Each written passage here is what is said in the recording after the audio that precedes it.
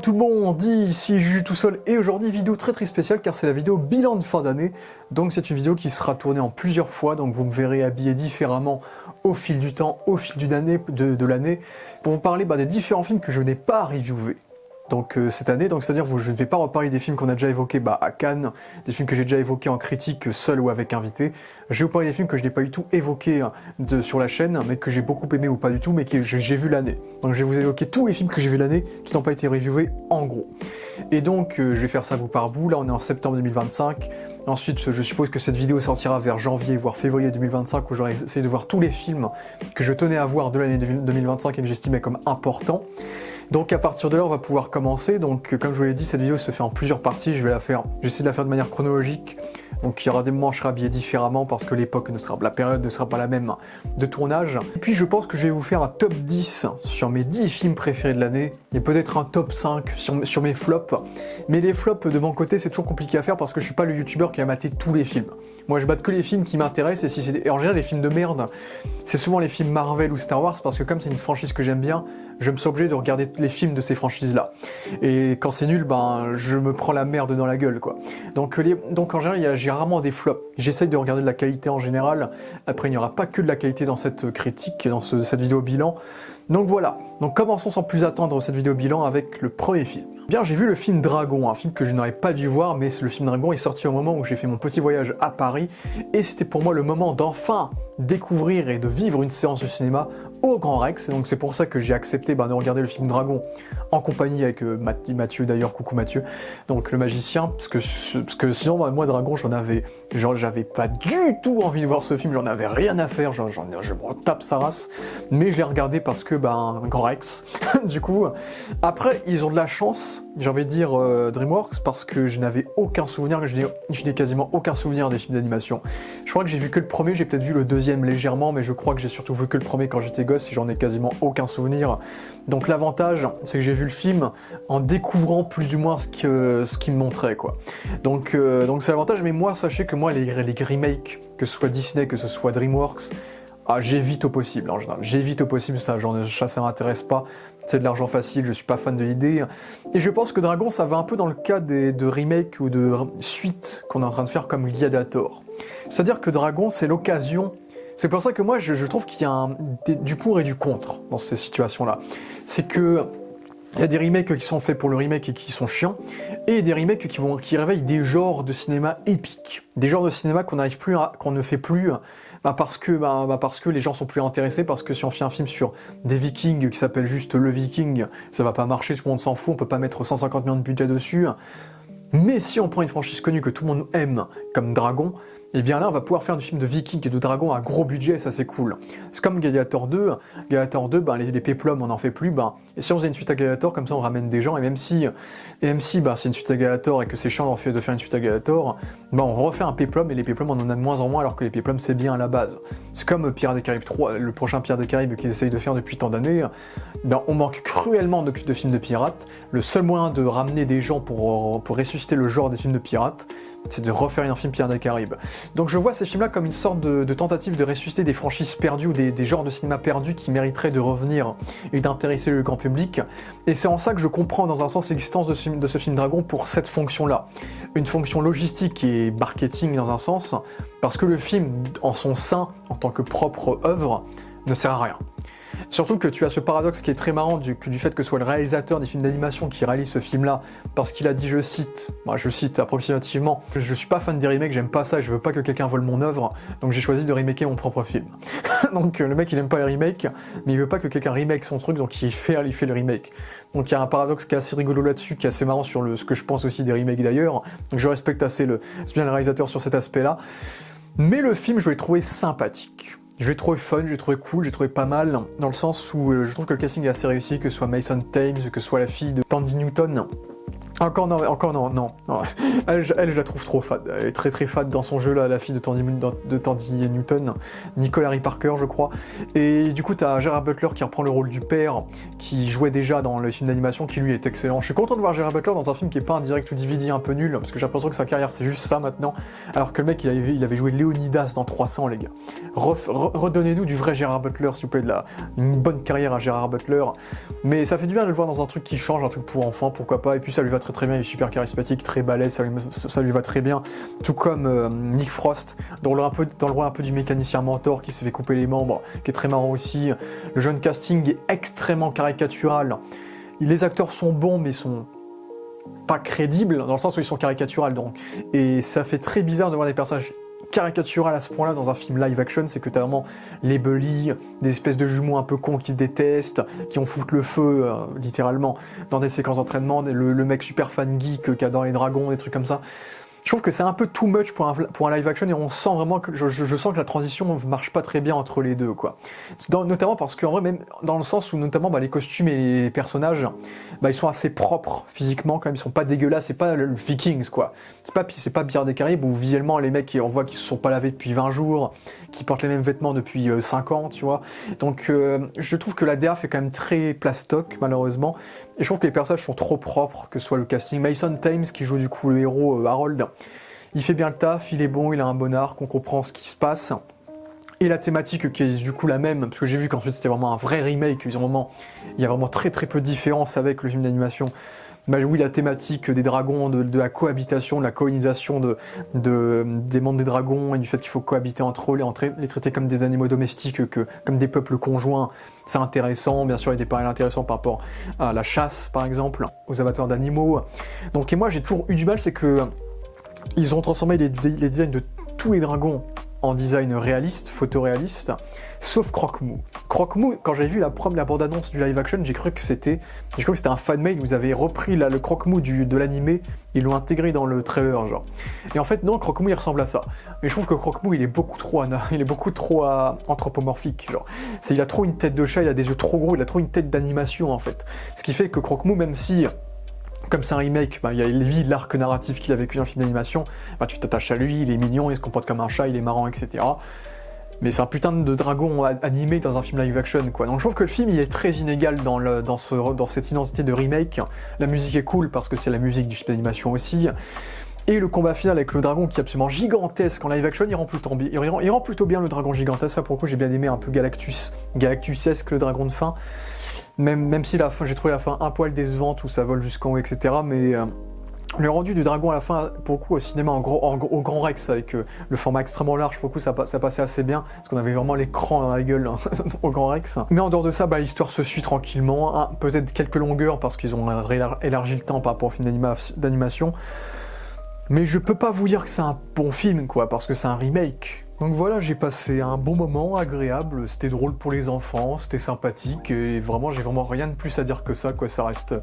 En vrai, ça reste dans le paysage du divertissement, ça reste assez anecdotique. Comme c'est un remake, je peux pas dire que c'est bien, c'est que c'est une bonne reproduction, mais en tant que film en lui-même, vu que c'est une copie, c'est que c'est toujours complexe ces conneries de remake, c'est toujours complexe à juger, parce que en vrai c'est pas trop mal, mais vu que c'est un remake, c'est une copie, donc je peux pas le juger de façon positive, quoi. Pour moi c'est du vol, tu vois, un peu. Donc, sauf que le créateur s'auto-vole pour éviter que quelqu'un lui vole, donc il y a un peu de sincérité dedans, mais je trouve que c'est quand même décevant pour un créateur qui s'empare de sa franchise, de pas rajouter de suppléments et d'éléments encore plus intéressants et plus inédits dans sa franchise. Je suppose qu'il va en faire dans le 2 parce que ce film-là a bien marché, et on va avoir des suites. Mais bon, je sais même pas si je l'ai maté, là c'était vraiment par défaut que je l'ai maté, donc j'en parle dans cette vidéo Bill. Ok, ensuite on va parler de la franchise et surtout du film de Naked Gun. Y a-t-il un flic pour sauver le monde? Et donc je me suis tapé la franchise pour ce film-là parce que je n'ai jamais vu les films Y a-t-il un flic. Donc, mais j'adore. Moi, c'est vraiment mon type d'humour. C'est ça que j'aime bien, c'est que c'est vraiment mon type d'humour. C'est que moi, j'ai grandi avec Mr Bean, j'ai grandi avec Scary Movie, j'ai grandi avec Super Héros de Movie, écrit par le créateur de la série télé de Last of Us, dites-vous ça, et Tchernobyl.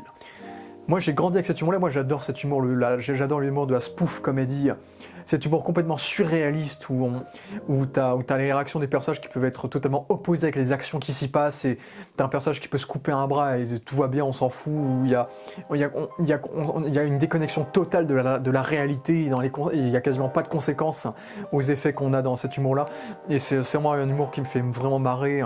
Et le premier Naked Gun était très très drôle, hein. Franchement avec Leslie Nielsen, j'ai trouvé super bien mené en termes d'humour, de rythme, d'intrigue complètement tarabiscotée avec Leslie Nielsen qui a vraiment sa tête, il a vraiment ce côté, il est vraiment très premier degré dans son jeu, très héroïque en tant que policier, mais il a vraiment une tête un peu de con, un peu avec son pif.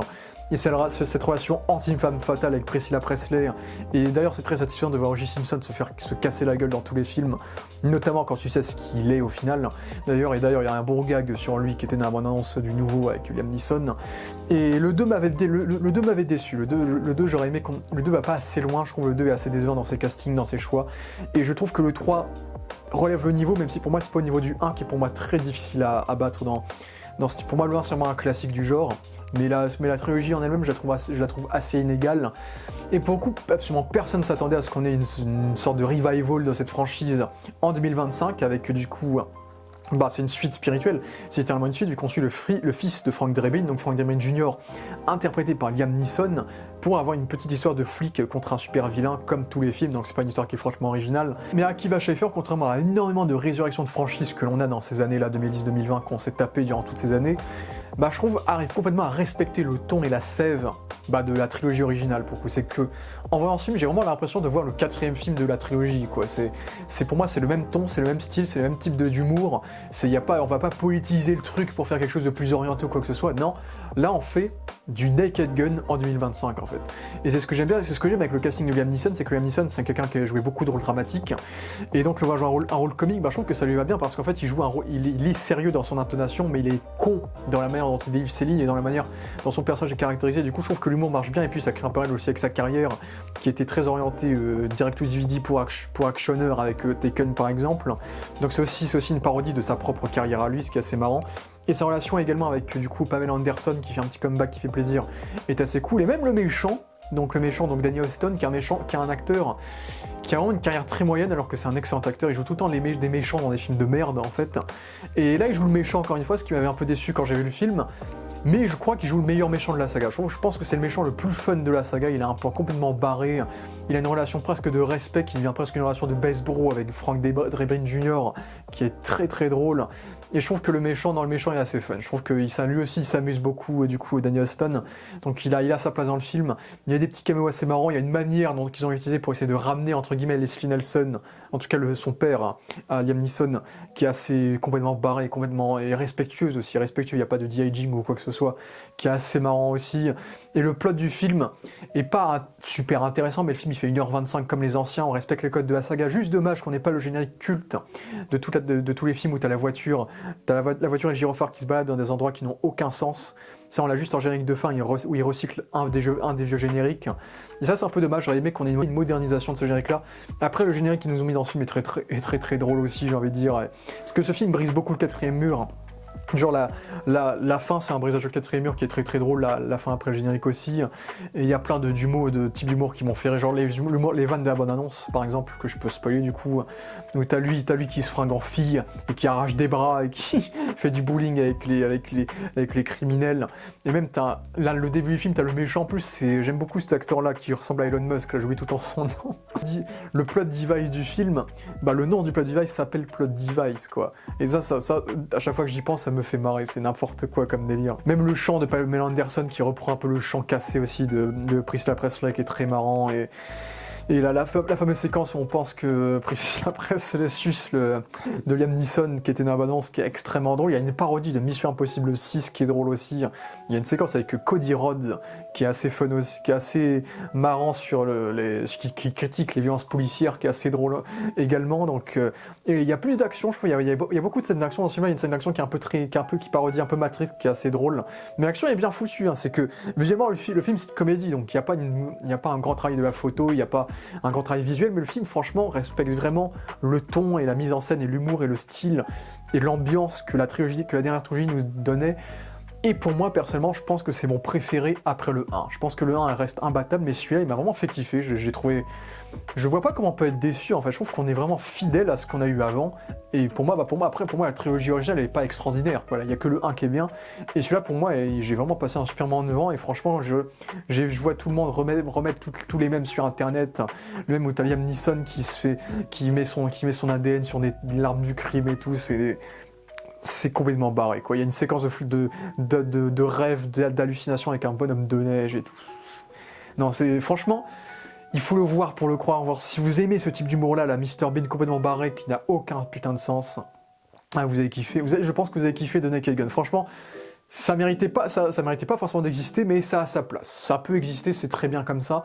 Et comparé à beaucoup de résurrections de franchises qu'on se tape, franchement, celle-ci est inattendue, mais celle-ci est fait avec respect et avec amour pour l'original, et donc j'ai passé un super moment devant, c'était très très fun. Ensuite, je vais vous parler de Life of Chuck de Mike Flanagan, et moi j'aime bien Mike Flanagan à la base, c'est vraiment le mec, c'est un peu l'héritier de Frank Darabont dans le fait que maintenant c'est lui qui adapte les grands romans de Stephen King. Il avait déjà adapté son précédent, c'était Dr. Sleep, la suite à Shining, que j'avais beaucoup aimé. Dr. Sleep, c'était vraiment très très bien, et j'avais vu The Haunting of Hill House, qui était une excellente série d'horreur, peut-être la meilleure, après il n'y en a pas beaucoup des séries d'horreur, et personnellement j'avais bien aimé aussi la suite Haunting of Bly Manor, qui était une saison qui était plus onirique, plus rêveur, plus romantique, moins horreur, mais qui était particulière, mais qui était mémorable dans cet aspect-là qui m'avait plutôt plu. J'ai pas vu les suites, mais il faut que je regarde Midnight Mass et la dernière, la Fall of House Usher aussi. Il faudrait que je mette ceux-là. Mais de manière générale, j'aime bien le travail de Mike Flanagan et j'ai très très hâte de voir son film Clayface. Le film Clayface qu'il a scénarisé, c'est pas lui qui réalise. Et bon, dommage qu'il fasse Exorciste, on en a marre des films Exorcistes. C'est dommage qu'il refasse un film Carrie, qu'il fasse une série Carrie. Pour moi, Carrie, tout est déjà dit dans les films. Donc là, je suis pas très fan des prochains projets auxquels il s'attaque là prochainement, à part le Clayface qu'il a écrit.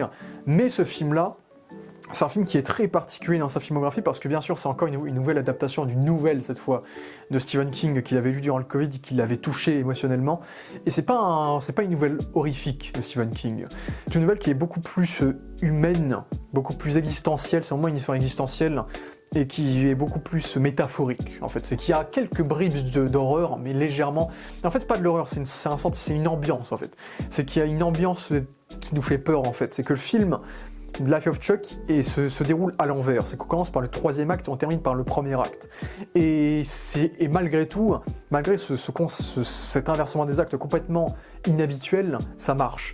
C'est que j'ai légèrement vous spoilé les plots de chaque acte, mais le troisième acte c'est la fin du monde et donc tu démarres le film et c'est la fin du monde. En fait, tu démarres par la fin et tu suis des personnages comme Chiwetel Ejiofor et comme Karen Gillian qui jouent des profs et tu as une scène super touchante où ils sont en train de perdre Internet. Il y a Internet qui s'en va et t'as un daron qui est joué par David Dastmalchian, excellent David Dastmalchian, qui dit que merde, il y a plus Pornhub et tout. Et il y a des scènes très très humaines et c'est très très beau en fait. C'est vraiment la fin du monde du point de vue des humains. Et t'as des petits rôles d'acteurs excellents, parce qu'il y a un très gros casting, comme Matthew Lillard, qui joue le voisin, qui a une petite scène assez touchante aussi, où il regarde le ciel, ou Carl Lumbly, qui semble être un mec un peu nostalgique du bon vieux temps, qui marche, qui est l'ancien sage, on va dire. Et Chiwetel Ejiofor, qui a une carrière que je trouve assez décevante, depuis 12 Years a Slave. Je crois que c'est un de ses rôles les plus touchants qu'il a eu depuis très très longtemps. Vraiment, il a un rôle très humain, il joue un prof qui a des problèmes d'alcoolisme, qui adore l'astrologie, qui se base sur des aspects factuels sur cette fin du monde, mais qui essaye de vivre sa vie comme il peut avec Anne Gillan qui était son ex-femme, qui est dans les hôpitaux. Et il y a quelques séquences dans les hôpitaux par exemple où il y a des moments fantastiques un peu horrifiques qui nous créent un poids qui nous renferme l'estomac, qui nous serre l'estomac. C'est que on sent que la fin du monde arrive, Je trouve que la mise en scène qui est hyper simple. C'est que tout est super simple dans ce film-là. C'est que le film n'a pas un gros budget et on va juste mettre des espèces de lumières fluorescentes sur des fenêtres pour te créer cette sensation d'étrange, de fantomatisme, j'invente des mots. Le monde va disparaître, les étoiles sont en train de s'éteindre, il n'y a pas d'explication, mais on va partir, on va mourir, C'est la futilité de la vie, et c'est magnifique, J'ai été pris par ça. Et puis tu as le deuxième acte où tu as Tom Hiddleston, et ça fait du bien de le voir en dehors du rôle de Loki d'ailleurs. Et c'est juste une ode à la vie, en fait, ce qu'on a fait. On a fait une ode à la vie sur le fait que la mort peut arriver à tout instant, et il faut en profiter avant que la mort nous avale, entre guillemets, et ensuite on te fait une ode à la vie. On te fait une ode à la vie où tu as le hasard, les moments d'instant, les moments impromptus qui vont s'entremêler et qui vont créer des moments inoubliables, des moments qui vont marquer notre vie et des moments qu'on n'aurait jamais pu s'attendre à vivre, mais que elles vont marquer les vrais moments où on a véritablement été heureux dans notre vie, peut-être morose, où on a des métiers un peu chiants par exemple, comme Tom Hiddleston qui va être pris par une musique et qui va danser. Je pense que c'est la séquence de danse la plus mémorable de l'année déjà. Et c'est beau, et ça va créer des relations où il va parler avec des gens, être ami avec des gens, il va faire sensation, un mec lambda, pas intéressant entre guillemets, qui est tombé dans la vie de l'américain moyen, qui là va être pris par le rythme de la musique et va devenir quelqu'un de spécial le temps d'un instant, quoi. Et ensuite, il y a le premier acte, du coup, sur l'enfance de ce personnage-là, du fameux Chuck, du coup, qui nous présente sa vie de lycée, avec sa copine, avec le fait qu'ils veulent faire de la danse, et qu'ils soient mal vus pour faire de la danse, potentiellement, mais qu'ils veuillent faire de la danse quand même. Et tu as son grand-père qui, lui, veut qu'il fasse un métier utile, un métier lié à la mathématique, où tu as cette séquence excellente avec Mark Hamill, et Mark Hamill, ça fait du bien de le voir au cinéma, Mark Hamill aussi, qui a un excellent rôle dans ce film-là, qui dit que les maths s'appliquent partout, et qui essaie de trouver une justification factuelle à tout ce qui existe dans notre vie. L'art, c'est factuel, l'art, c'est fait avec les maths. La pensée, c'est fait avec les maths. Les calculs, créer une peinture, c'est fait avec des maths. C'est que tout est fait avec des proportions, des calculs, la danse, c'est fait avec des maths. Cette sorte de tentative de démystifier la beauté d'un acte, sur des faits.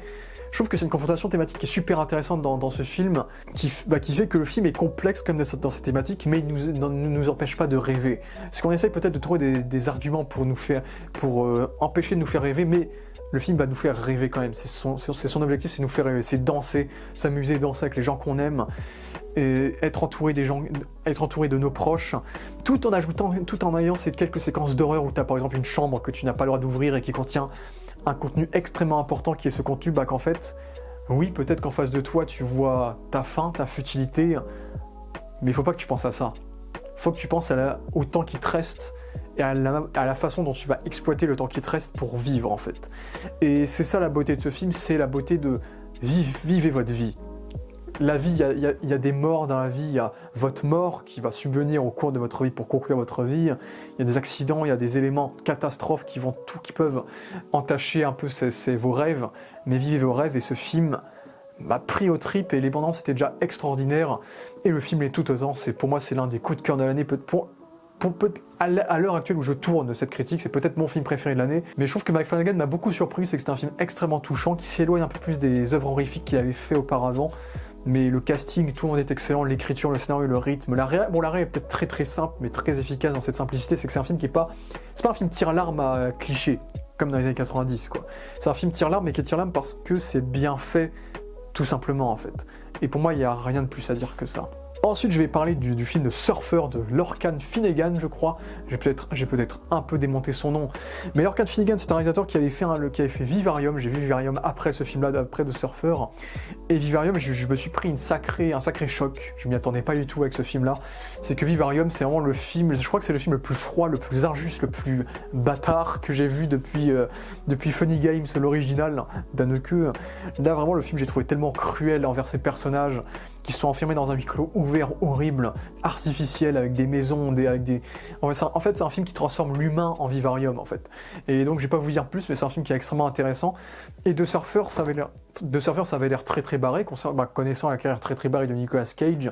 On pouvait s'attendre à un nouveau direct-to-DVD, mais au vu du CV du réalisateur et au vu du fait que Nicolas Cage, maintenant, opte pour une carrière un peu plus auteur et un peu plus intéressante que durant son ère des direct-to-DVD, et bien là, on est sur un film qui est cool. J'ai vraiment trouvé le film inattendu dans le pitch, en fait. C'est un film sur l'endoctrinement.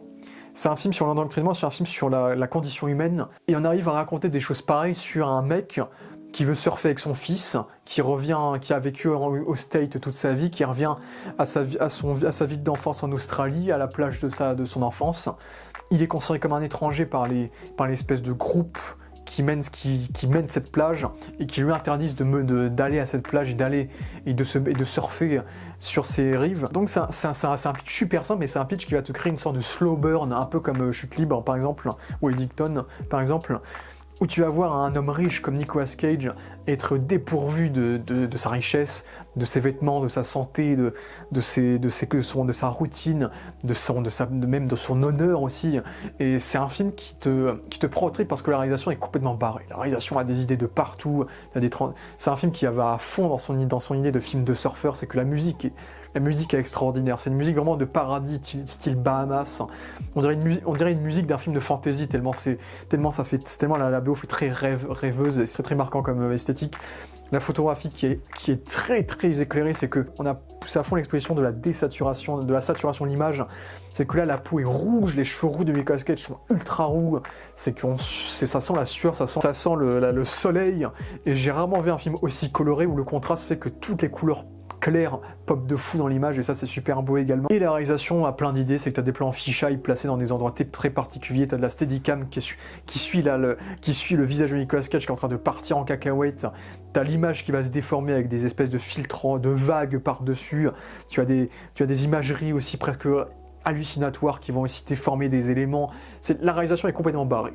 La réalisation est excellente, je la trouve superbe, elle est très personnelle, je trouve qu'il y a vraiment une personnalité dans cette réalisation, et l'histoire est assez fascinante. En 1h30, tu te laisses complètement emporter par ce qu'on te raconte, quoi. C'est que tu vois ce mec être démuni de plus en plus, tu t'attaches presque à lui, tu t'identifies à lui, tu vois des gens l'insulter, lui se foutre de sa gueule, le dépouiller, tout lui prendre, et à la fin, tu te rends compte que ce film-là, c'est un rite initiatique, mais est-ce que c'est un rite initiatique positif? Parce qu'on a aussi l'antagoniste du film, qui est joué par Feu, Ian McMahon, dont j'avais déjà rendu hommage durant la review des 4 Fantastiques. Donc je suis très content qu'il finisse sa carrière sur ce film-là, parce qu'il a pas eu, malheureusement au cinéma, il n'a pas eu une très grande carrière. Mais là, je trouve que là, il joue vraiment un méchant qui est absolument excellent. Et il y avait une critique qui avait dit ça, mais il y a un côté très Andrew Tate dans son personnage. C'est qu'il il est vraiment extrêmement charismatique. Il est très convaincant dans ses paroles. On comprend comment il a pu se construire une telle communauté de surfeurs autour de lui. Et c'est un personnage qui va te montrer que l'homme doit être fort pour surpasser des épreuves. Il faut que l'homme souffre. En fait, c'est un personnage qui est un peu anti-société. C'est que pour lui, il faut qu'on souffre, il faut qu'on mérite ce que l'on gagne, et pas que l'on vive dans la facilité de la vie, quoi. Et cette thématique n'est pas forcément positive, parce que ce personnage-là est extrémiste dans ses idées, et en tant qu'antagoniste, il sera possiblement puni vers la fin, parce que ses pratiques vont handicaper d'autres personnes. Notamment, il y a un SDF dans le film qui est assez attachant, qui va souffrir à cause de ce personnage-là. Et la relation qu'il a avec Nicolas Cage et ce revirement total qu'il y a de ce film de slow burn où Nicolas Cage pète un plomb, un film presque typé Midsommar, où on est vraiment sur un rite initiatique, c'est assez fascinant en fait. C'est que c'est un film qui va déformer la condition de l'homme, qui va déformer la psychologie d'un homme comme Nicolas Cage, et montrer que le bonheur réside peut-être dans le fait d'accomplir des choses, ce qui peut être une thématique positive, mais dans le cas de cet antagoniste-là, c'est beaucoup trop extrême et ça va bien loin des limites de ce que la société pourrait permettre en fait. Et je trouve que sur la fin du film qui est très belle aussi, je trouve que c'est très onirique dans la thématique globale que l'on suit durant l'œuvre. Et je veux pas vous en dire plus, mais en tout cas, après je pense que j'en ai dit bien assez, mais The Surfer, c'est aussi l'un de mes coups de cœur de l'année. J'ai vraiment adoré le film, et franchement, j'espère que Nicolas Cage va continuer sur cette lancée, parce entre Long Legs, entre A Dream Scenario, entre le fait qu'il va jouer Spider-Man noir, Nicolas Cage là il me fait kiffer là, ces dernières années, donc je suis très content de le voir avoir une telle carrière, et encore une fois je suis très content que Ian McMahon nous quitte avec un rôle aussi cool aussi, et franchement je ne peux que vous recommander du coup en tout cas à l'heure où je tourne cette vidéo sur Canal+, et donc sur Paramount+, The Surfer. Et donc maintenant nous allons parler de Weapons, réalisé par Zach Cregger. Zach Cregger, et j'aurais dû peut-être regarder Barbarian pour vous faire cette critique, mais je n'ai pas vu Barbarians, mais Zach Cregger c'est un mec qui a beaucoup fait parler grâce au film Barbarian justement, parce que Zach Cregger fait partie de cette mouvance, un peu comme Jordan Peele, des artistes comiques qui s'attaquent à des films d'horreur, à un cinéma d'horreur. On sait pourquoi il y a cette mouvance-là qui existe, parce qu'en fait, l'effroi et l'humour sont les réactions les plus extrêmes que l'on peut trouver dans le cinéma, et seuls des comiques arrivent à éveiller des sensations aussi fortes. Seuls, pas que, mais il y a des réalisateurs d'horreur qui ne sont que des réalisateurs d'horreur. Mais les comiques ont cette capacité à pouvoir ressortir des réactions fortes, dans l'horreur, aussi bien dans l'horreur que dans la comédie, et c'est de là que provient Zach Cregger. Donc il faudra que je me rue sur Barbarians pour regarder ce que ça donne. Mais en tout cas, Weapons c'est un film qui a fait énormément de sensations parce que le Jordan Peele voulait avoir le script, il ne l'a pas eu parce qu'il avait trouvé le script absolument extraordinaire. Donc là, à partir de là, tout le monde voulait choper le script qu'avait écrit Zach Cregger et que maintenant il a réalisé. Et c'est un film qui a mis du temps à se faire parce qu'à la base, il devait avoir Pedro Pascal dans le rôle principal. Le casting s'est complètement transformé au fil des années. Et d'ailleurs, Zach Cregger est censé faire un film Resident Evil après ça. Je n'ai vu aucun film Resident Evil, mais pour lui, je suis bien prêt à m'intéresser à cet univers-là pour une fois. Et il aimerait bien faire un film d'ici sur un homme de main, du Joker, un truc comme ça. Et franchement, après avoir vu Weapons, je l'encourage à essayer de faire d'autres films. En tout cas, ce film-là a explosé au box-office, donc c'est un vrai succès. Et donc, Warner a bien fait de miser sur ce film-là qui a très bien marché pour un film d'horreur. Et j'ai beaucoup aimé Weapons. C'est pas une claque, dans le sens où je trouve que le film est moins bien sur sa dernière partie, mais je trouve que le film a une structure très alambiquée pour un film d'horreur, quoi. Dans le sens où nous sommes sur un film choral, c'est qu'on a ce pitch. Ouais, ce pitch est extrêmement bien trouvé parce que tu te dis, mais comment, quoi? Même moi, comme ça, quand tu me dis ce pitch-là, je sais pas comment ce pitch, tu peux résoudre le problème. Je sais pas comment tu peux trouver soit une résolution rationnelle ou même fantastique à ce pitch-là, quoi. C'est quoi? C'est cette histoire d'un groupe de l'entièreté d'une classe, d'une professeure qui disparaît une nuit de façon purement hasardeuse. On va mettre la responsabilité sur cette professeure parce que tous les enfants de sa classe, hormis un enfant, a disparu de cette salle de classe et du coup c'est elle qui va prendre le blême alors qu'elle n'a rien fait. Et tout le film va être structuré par les aventures de chacun des personnages principaux indépendamment. C'est qu'on va commencer par le personnage de Julia Garner, puis ensuite on va du point de vue de Josh Brolin, on va revivre. Et si Josh Brolin avait assisté à des séquences où Julia Garner avait assisté, on va revivre les séquences de Julia Garner du point de vue de Josh Brolin et ainsi de suite. D'ailleurs, le casting est fantastique. Julia Garner elle est absolument excellente en prof qui se fait harceler et qui essaye de résoudre ce problème-là. Josh Brolin en tant que père frustré qui a la haine et qui va tout faire pour essayer de sauver son fils, c'est assez touchant. Un peu détestable au début, mais assez touchant dans son objectif. On peut le trouver un peu bizarre dans le film, mais vu qu'il a raison, entre guillemets, ça marche, mais ça lui va très bien. Je suis très content de voir Alden Ehrenreich percer un peu plus à Hollywood depuis le flop de Solo, on le voit quand même un peu partout, il était dans Oppenheimer, il était dans Ironheart, il est dans ce film-là, mais il a un rôle très très marrant. Après, Ehrenreich, il adore, j'ai l'impression qu'il joue tout le temps ce type de rôle-là, à peu près.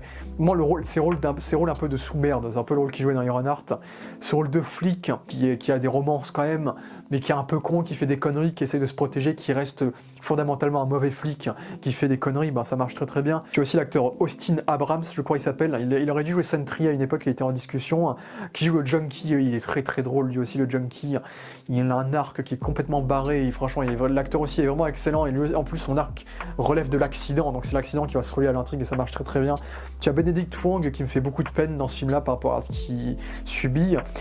Tu as un gamin qui est capital dans la diégèse du film également. Et je trouve que le film est super intéressant. Je trouve que la première heure, surtout avec Julia Garner et Josh Brolin, où on joue sur l'horreur, est super intéressante. Parce que c'est un film qui adore jouer sur les ombres, qui adore jouer sur les plans fixes. Les plans fixes, c'est des travelling très très stables.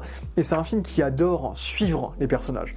C'est que soit en épaule ou de face, c'est un film qui va constamment suivre le mouvement des personnages. Et donc, en même temps que les personnages, soit on va être au courant d'une surprise avant que le personnage y soit au courant et nous on est un peu en mode slow burn, on voit le truc venir vers elle et on s'attend que ça pète, soit on est presque du point de vue de l'élément qui va suivre le personnage et nous on le sait pas forcément et ça va péter et on va être aussi surpris que le personnage.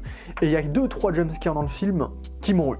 Je l'avoue, c'est que c'est souvent des jumpscares qui sont censés être évidents, mais comme la menace est assez imprévisible, au final ça te prend quand même et les jumpscares sont assez clivants. Et c'est surtout que c'est un film je trouve que le film a une excellente maîtrise du silence en fait. C'est que ça faisait longtemps que j'avais pas vu un film d'horreur qui maîtrisait aussi bien l'art du silence et l'art de sentir la boule au ventre grâce au silence. C'est que on est sur des neighborhoods très classiques américaines, ou avec des maisons qui se ressemblent, des pleins, des rues très très droites avec des jardins, etc. très classiques. Et du coup, t'as les bruits de criquets dans la nuit, tu entends rien. Et là, un jour, tu vois une meuf qui va sortir de la porte et qui va faire un truc qui n'a aucun sens. Et c'est un film qui va réveiller la peur de l'humain. C'est un film qui fait peur quand dès que c'est un humain qui est responsable de la peur en fait. C'est que c'est un film qui parle de contrôle. entre guillemets. Et c'est de là que le film Weapon, que le titre Weapons provient en fait. C'est que c'est un film qui parle aussi de l'instrumentalisation des États-Unis, des attentats qu'ont subis les Américains, sur le fait que des centaines d'enfants ont disparu, le fait qu'on essaie de trouver un coupable, que ça crée la frénésie dans un voisinage, par exemple. C'est un film qui nous montre que qu'on peut endoctriner l'humain, qu'on peut lui faire perdre son contrôle personnel en le transformant en arme en fait. C'est que l'humain peut devenir une arme en lui-même, c'est que nous avons construit des armes, mais la plus puissante des armes au final ça reste nous, parce que c'est nous qui avions créé ces armes-là, c'est notre cerveau. Et c'est un peu ce que le film essaie de nous dire via son antagoniste, et via la réponse finale qu'on aura par rapport à ce qui est arrivé à ses enfants, et à ce que ces enfants risquent de faire par la suite, qui pour le coup correspond assez bien au titre du film. Et pour le coup, moi je trouve que le film il a une photo assez belle, peut-être quand il fait nuit il fait un peu trop sombre, j'avoue certaines fois, mais la photo est assez belle, là, le film est assez extrêmement maîtrisé techniquement, visuellement, la musique est assez cool, et l'ambiance, c'est vraiment l'ambiance, et l'ambiance est super bien menée, et le scénario est extrêmement alléchant pour le coup, c'est le film, j'ai l'impression que le film change de genre constamment, sans que ça perturbe en fait, c'est que le film est assez horrifique sur Julia Garner et sur Josh Brolin, et puis on va sur de la comédie noire avec Alden Ehrenreich, et donc l'arc d'Austin Abrams en mode drogué qui est extrêmement drôle, donc c'est un film qui va basculer sur des genres différents, nous faire ressentir des sentiments complètement différents, mais qui tout de même va quand même garder une unicité dans son ton qui le rend assez bien maîtrisé. Mon souci, c'est l'antagoniste. C'est que tu es un antagoniste, et d'ailleurs Zach Ryder aimerait faire un film préquel sur cet antagoniste-là, donc que je ne vais pas évoquer. Je pense que je vais la mettre en image quand même, puisqu'elle était dans les bandes annonces. Mais moi, en vrai, j'ai pas envie d'avoir un film sur elle, parce que je trouve que c'est elle qui tue un peu la magie du film. Parce que malheureusement, ce n'est pas un film qui va garder son mystère jusqu'au bout, c'est un film qui va expliciter à peu près tous les détails qu'on doit connaître. C'est que l'antagoniste en elle-même, elle est le moteur de tout ce qui se passe dans le film, et oui, on ne connaît pas la backstory de l'antagoniste, on ne sait pas d'où elle a ses capacités, on ne sait pas d'où elle vient. Ok. Et c'est ça le paradoxe, c'est que je trouve que ça tue la magie du film, mais le scénario s'imbrique parfaitement bien avec tous les arcs de tous les personnages, c'est ça qui est fort. C'est que t'as un pitch qui est tellement barré, et avec les arcs d'absolument tous les personnages, on arrive à trouver un tout complètement cohérent sur tous les détails qu'on nous relève au fil de l'œuvre pour amener au point final du film.